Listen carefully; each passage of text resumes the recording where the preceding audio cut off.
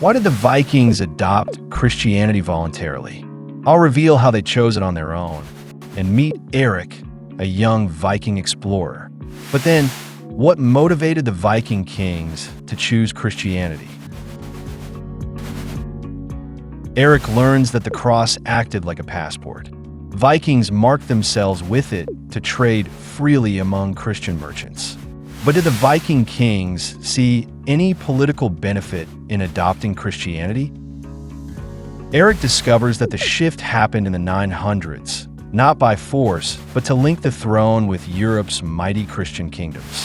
How did the kings use Christianity to consolidate their own power? Erik sees that kings swapped old god rituals for church altars, winning clergy backing and a fresh legitimacy.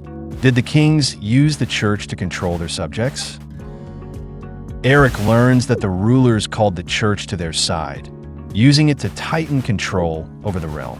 What was the ultimate outcome of this voluntary conversion for Scandinavia? Erik sees the full picture.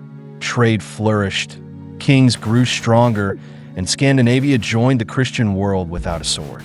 That's why the Vikings adopted Christianity voluntarily. But then, why did the Vikings adopt Christianity voluntarily?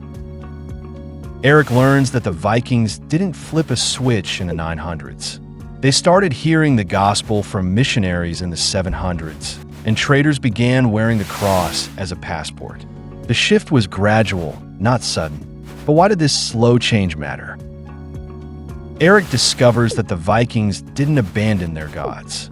They kept their own deities while attending church, merging symbols on shields and runestones. Their culture became a mix, not a clean break.